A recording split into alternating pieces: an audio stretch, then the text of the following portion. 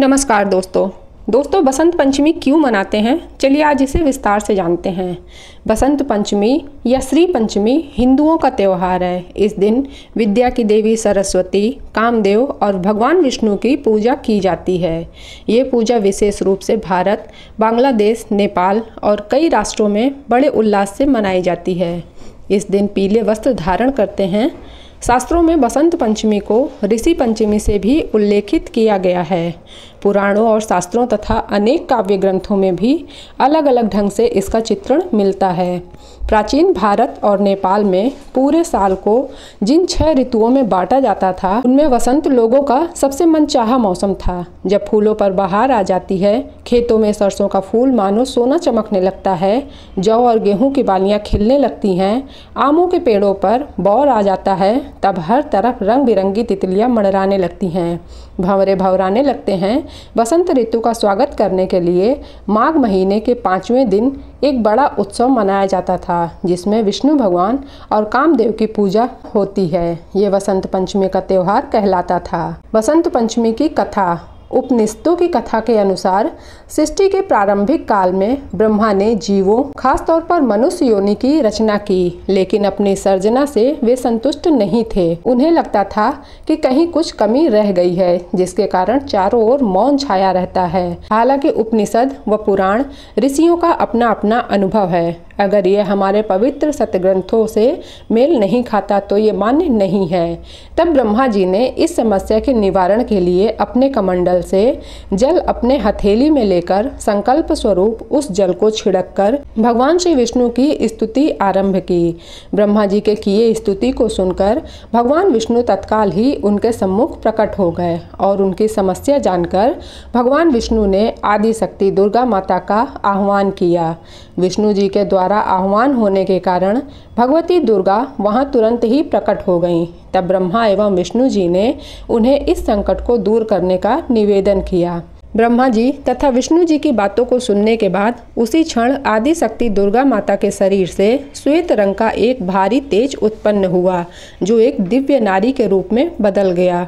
यह स्वरूप एक चतुर्भुजी सुंदर स्त्री का था, जिनके एक हाथ में वीणा तथा दूसरे में वर मुद्रा था।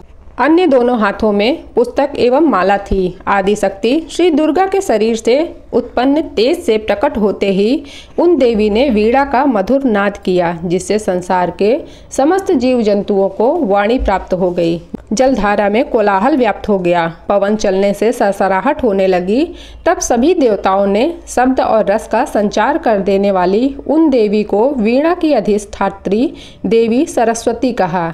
फिर आदि शक्ति भगवती दुर्गा ने ब्रह्मा जी से कहा कि मेरे तेज से उत्पन्न हुई ये देवी सरस्वती आपकी पत्नी बनेंगी। जैसे लक्ष्मी श्री विष्णु की शक्ति हैं, पार्वती महादेव शिव की शक्ति हैं, उसी प्रकार ये सरस्वती देवी आपकी शक्ति होंगी। ऐसा कहकर आदि शक्ति श्री दुर्गा सब देवताओं के देखते देखते वहीं अंतर ध्यान हो गई।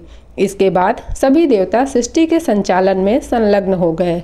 सरस्वती को बागेश्वरी, भगवती, शारदा, वीणा वादिनी और वाग देवी सहित अनेक नामों से पूजा जाता है।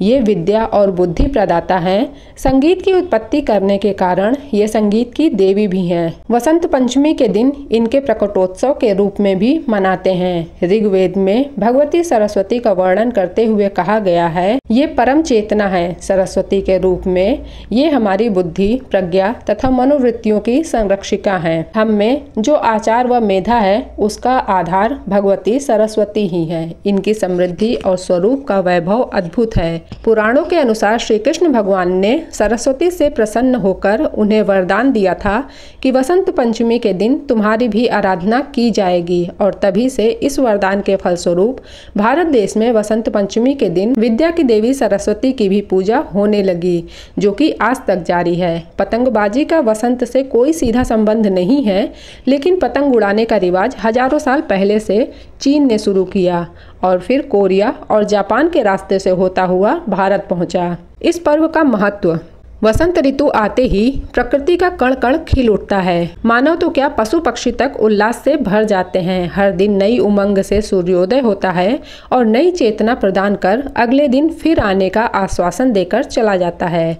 यूँ तो माघ का पूरा मास ही उत्साह देने वाला है, पर वसंत पंचमी अर्थात माघ मास के शुक्ल पक्ष का पर्व भारतीय जनजीवन को अनेक तरह से प्रभावित करता है। प्राचीन काल से इसे ज्ञान और कला की देवी माँ सरस्वती का जन्म दिवस माना जाता है। जो शिक्षाविद भारत और भारतीयता से प्रेम करते हैं, वे इस दिन माँ शारदे की पूजा कर उनसे और अधिक ज्ञानवान होने की प्रार्थना करते हैं। जो महत्व सैनिकों के लिए अपने शस्त्रों और विजयादशमी का है, जो विद्वानों के लिए अपने पुस्तकों और व्यास पूर्णिमा का है, जो व्यापारियों के लिए अपने तराजू, बाट और बही खातों और दीपावली का है, वही महत्व कलाकारों के लिए वसंत पंचमी का है।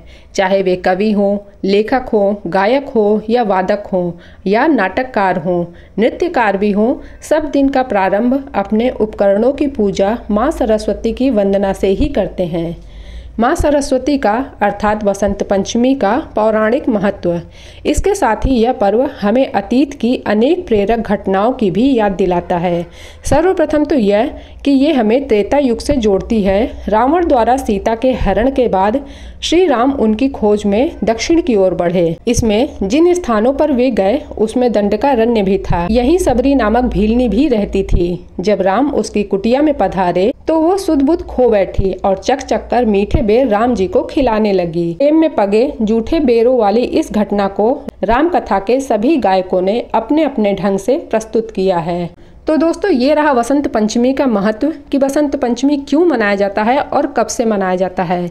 तो वीडियो अगर आप लोगों को पसंद आई हो तो लाइक एंड शेयर कमेंट जरूर कीजिएगा और चैनल पर नए हैं तो सब्सक्राइब भी करिएगा। Thanks for watching.